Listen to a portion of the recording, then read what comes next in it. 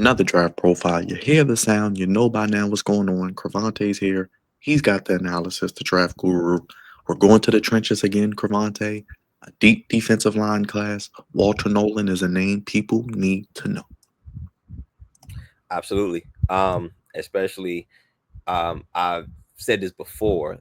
The This draft is full of elite level players at not so premium positions.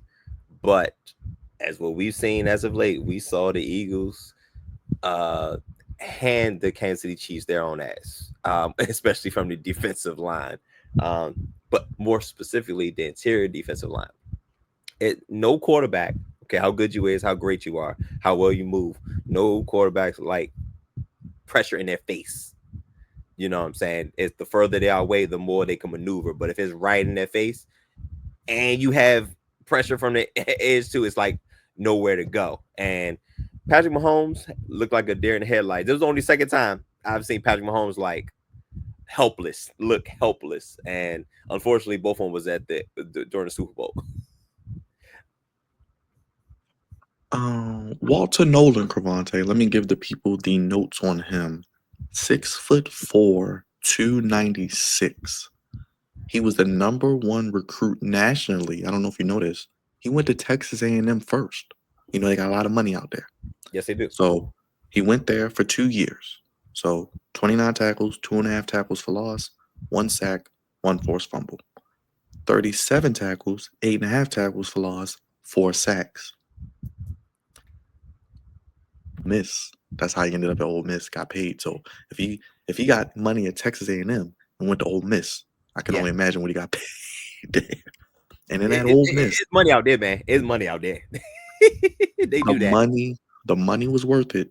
First team All American, 48 tackles, 14 tackles for loss, 5.5 sacks, 3 passes broken up. Cravante, Walter Nolan, you gotta love him. The more you see him and watching the tape, he can do it all. Absolutely. Um, there's another stat that I want to make the good people aware of in 2024. He was ranked number 5, the fifth best run stopper in the FBS with a grade of 91.7 and had a 12.3% run stop rate. Again, we're finding more and more stats for these for these players and these positions, and also that ranked second in the nation. I didn't know that was a thing, but it makes sense because there's not that many stats for interior linemen. Like they're not double digit sack getters. They're like the only one as of late was like Aaron Donald that was getting like legit double digit sacks from the interior. That's not a stat that pops for them. So what pressure rates, run stop rates, those are things that's like measurable for interior D linemen and can make them more, they could rise their stock. But it's just another way to measure the good things that these players do, which and Walter Nolan does pretty damn well. And again, stopping the run, you gotta stop the run first. I don't care how good these passing games get. At some point, there's gonna be a team like the Eagles that's gonna have a top tier offensive line, and then oh my gosh, they get a top tier running back. Shoot, what are, what are we gonna do? We gotta stop the run first. We have to. I forgot who said it, but it was a one defensive coach. You have to earn your right to rush the passer, and you do that by stopping the run. And Walter Nolan does that. Apparently, in 2024, he did it second best in the nation.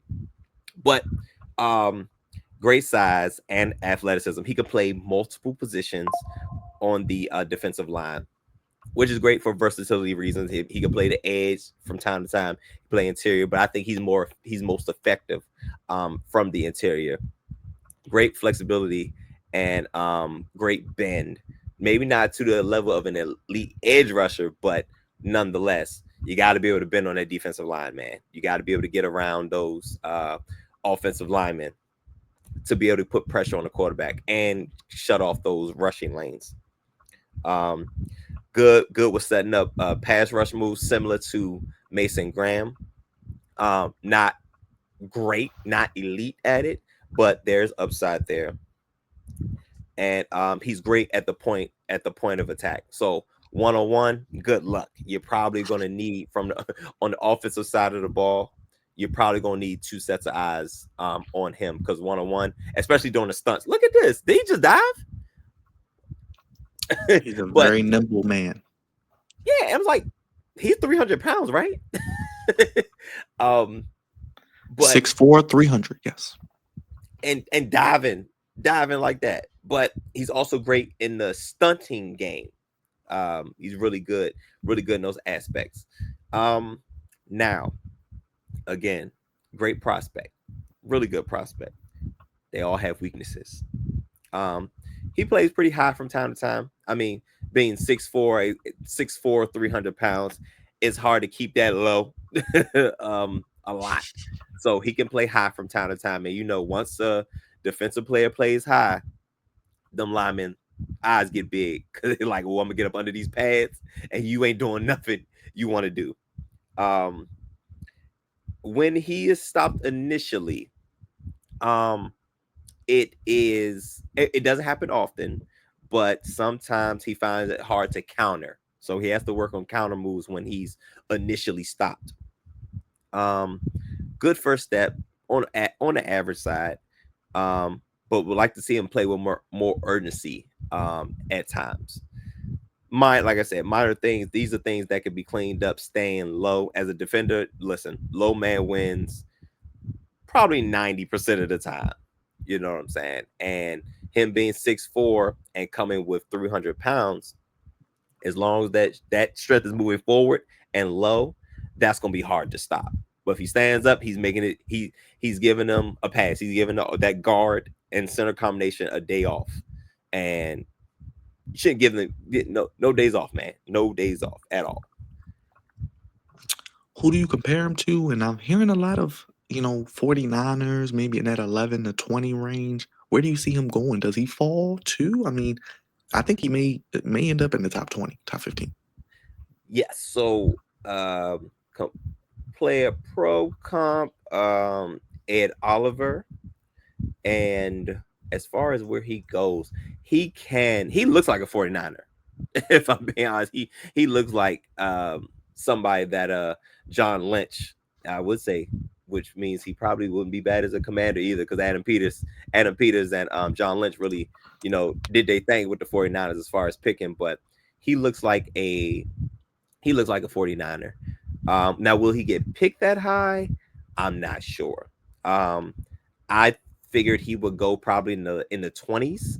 He probably go to the back end of the first round. And again, a good interior defensive lineman will take you far. Ask the Philadelphia Eagles, especially those guys from the SEC. Yep, right up in here. Right up in here. Yep. Ravens, Commanders. The Chiefs. Yep. Bills, And I think yeah, definitely the Bills. Of course, the Chiefs. Who's that? Detroit. Who's 25? That is the Houston Texans. We know where they're going. We know where they're going. So who's at 24? Vikings, maybe. But Maybe they got your boy Jonathan Allen. No, they did him. they do. Yes, they did. They might go DB if anything. So Packers, here we go. Packers. Packers probably right around this 23 range, maybe 23, between 23 and the back and the rest of the draft, the rest of the first round. 23 to 32. I think he'll get picked somewhere in there. Yeah, there's going to be a lot of teams that could use him. Definitely could use him.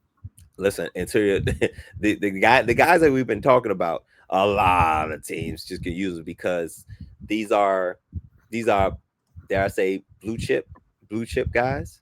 Would he be your number 2 interior guy? Is he your number 2 behind Graham? You would say if you had to rank him. Graham. Yeah, probably Graham then Nolan, because it's probably more so edge guys, right around there. As far as purely on the interior, it's probably Mason Graham then Walter Nolan.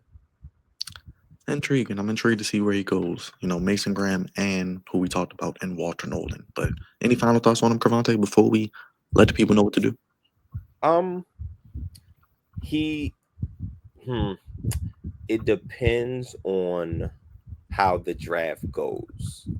Because I can see him going mid first round, but I can also see him going late first round. It's going to be very interesting to see how the top 10 goes, to see where he would fall.